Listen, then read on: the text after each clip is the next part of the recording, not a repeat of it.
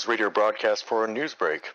Live from the Presscorps World Headquarters in Sunhaven, this is WPRSS and Ash Mayfield reporting.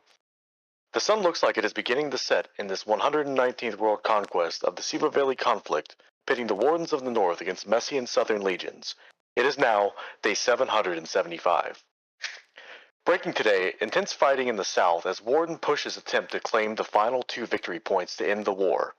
Umbral Wildwood and the Terminus are cut off from supply. And today, total casualties surpass 6 million. And as a reminder, the Presscorps is focused on the Able Shard. Looking first to our casualty office, as of day 775, total combined casualties stand at 6,111,997 losses, with total colonial casualties at 3.06 million and total warden casualties at 3.04 million. The last few days of fighting in the south have seen the disparity between the two sides rapidly close, as both sides are now within about 30,000 casualties apiece.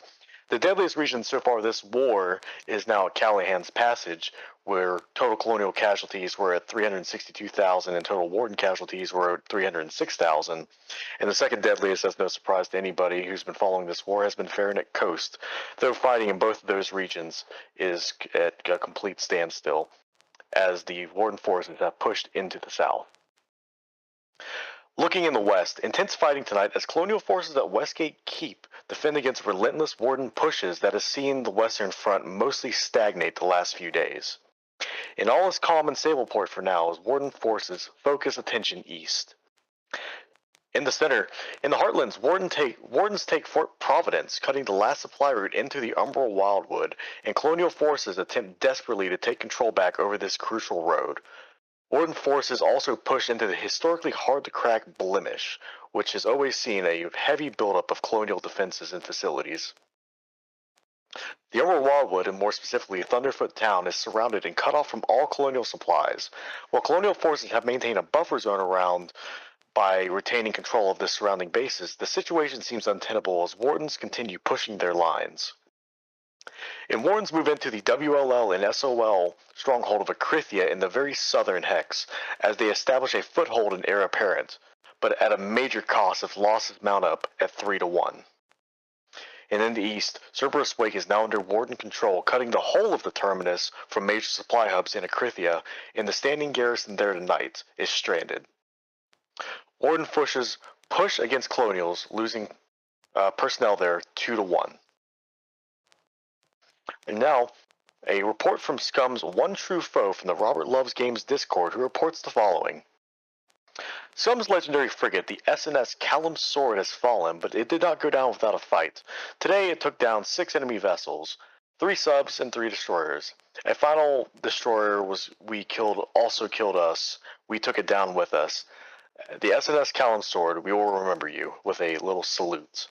Also adding, during the final battle, they got torpedoed twice by the submarine while being engaged by the destroyer, and a Kali gunboat came in.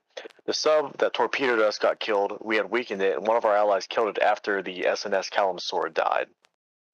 And again, this was a report from Scum's One True Foe, foe with a PH, in the Robert Loves Games Discord. And as a reminder, the thoughts and opinions in this submission are not the thoughts and opinions of the Presscorps. Again, we'd like to thank Robert for his continued collaboration with the Presscorps in allowing us to use submissions from his Discord. If you'd like your story read on air, please submit them to the Robert Loves Games Discord or at Presscorps World Headquarters Discord. And now we look to the Super Weapon Readiness Dispatch, or the SWORD. As of today, in day 775, Warden High Command operates a total of 71 storm cannons and 29 intelligence centers. Meanwhile, the Colonials, with their limited hex space, have maintained a force comprising of 22 storm cannons and 9 intelligence centers. We have no further updates since last report.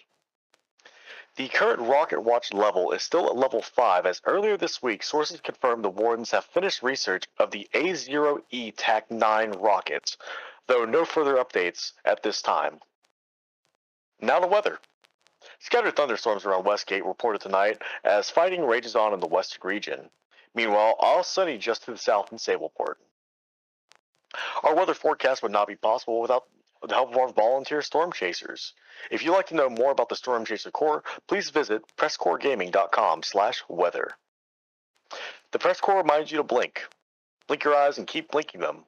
Don't forget the 20-20-20 rule. Every 20 minutes, look away from your computer screen and look at something 20 feet away for 20 seconds. Doing so will help reduce eye strain and keep you fighting, building, and hauling for longer. We've also opened up applications for regimental advertisements. Do you want to spread awareness of who you are? Then join the PressCorps Discord and make a submission, and we'll handle the rest. We would also like to extend a warm welcome to the freshly enlisted into our ranks who may have joined us for War 119 and the infantry update. We hope to see you on the front lines.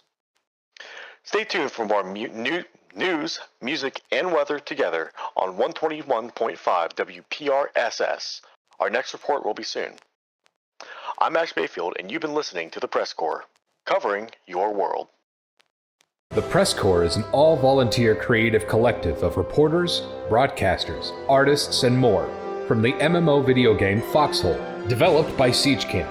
Our mission is to engross our audience in and amplify the stories of this unique war ecosystem. The Presscorps was founded in 2018 by former Planetside 2 Radio Free Auraxis host, CaptainInArms. It is a separate community entity and is not officially representative of Siege Camp. For more information, visit our website at PressCorpsGaming.com. That's PressCorps Gaming.com.